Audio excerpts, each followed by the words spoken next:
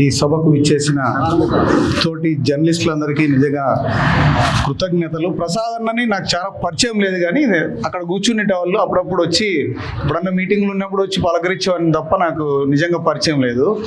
ఒకరోజు ఎందుకో ఈవినింగ్ వచ్చాను, టీ ఇచ్చాను. నాకు ఆ రోజు టీ తాగిన ఒక విశ్వాసంతో నాకు కేశవ చెప్పాడు, ఇట్లా ప్రసాద్ అన్న ప్రెస్ క్లబ్లో ఉంటాడు కదా, ఇంకా ఆరోగ్యం బాగలేదంటే కావేటి హాస్పిటల్లో అడ్మిట్ చేశారు.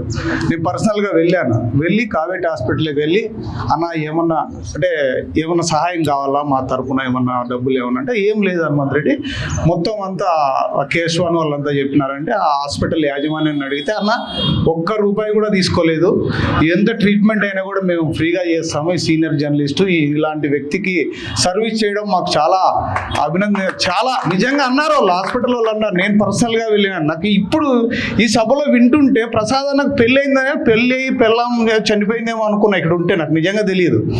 ఈరోజు ఇక్కడ ఆయన గురించి చెప్తుంటే కోహినూరు వజ్రాన్ని ఇక్కడ పెట్టుకొని ఎక్కడెక్కడో ఎవరెవరినో ఇంటర్వ్యూలు చేస్తున్నా నేను నిజంగా ఎందరో మహానుభావులు అనే ఒక కార్యక్రమం ద్వారా అనంతపురం జిల్లాలో ఉన్న ఇలాంటి వ్యక్తుల్ని వెలుగులోకి తీసుకురావాలని ఎంతో మందిని, తరిమిల అమర్నాథ్ రెడ్డిని కావచ్చు, ఇంకా చాలా మందిని తీసుకొచ్చిన, రవికాంత్ రమణ గారిని కావచ్చు, మన ముందర ఉన్న డిస్కవరీ అనిల్ గారు కావచ్చు, ఆలంబన జనార్దన్ గారు కావచ్చు, ఎవరన్నా కావచ్చు, ఇలా తీసుకొద్దాం అన్నట్టుగా.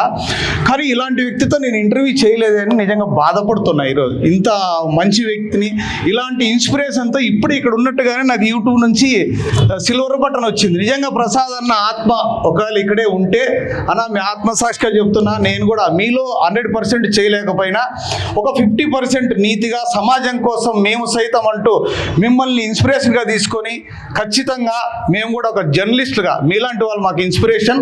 తప్పకుండా సగభాగం అంటే 100% మేము చేయలేకపోవచ్చు, ఎందుకంటే మాకు పిల్లలు ఉన్నారు.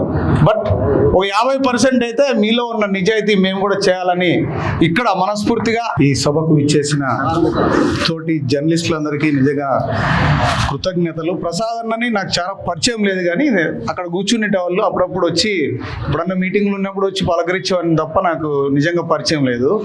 ఒకరోజు ఎందుకో ఈవినింగ్ వచ్చాను, టీ ఇచ్చాను. నాకు ఆ రోజు టీ తాగిన ఒక విశ్వాసంతో నాకు కేశవ చెప్పాడు, ఇట్లా ప్రసాద్ అన్న ప్రెస్ క్లబ్లో ఉంటాడు కదా, ఇంకా ఆరోగ్యం బాగలేదంటే కావేటి హాస్పిటల్లో అడ్మిట్ చేశారు.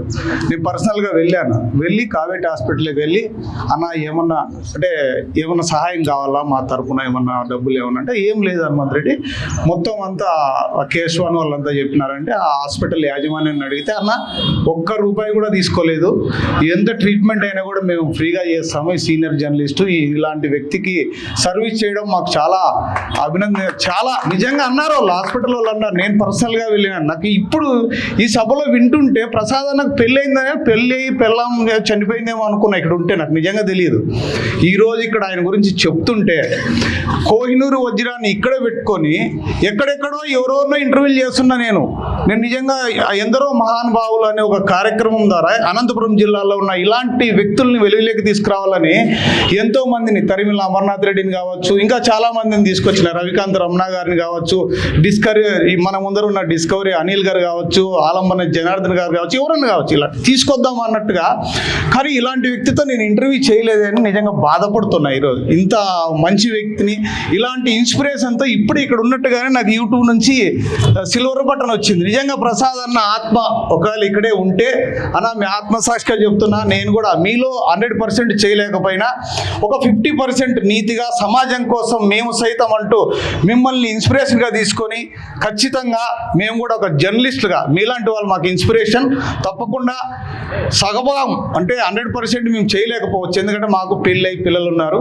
బట్ ఒక 50% అయితే మీలో ఉన్న నిజాయితీ మేము కూడా చేయాలని ఇక్కడ మనస్ఫూర్తిగా ఈ సంస్మరణ సభలో ఖచ్చితంగా చెప్తున్నాను.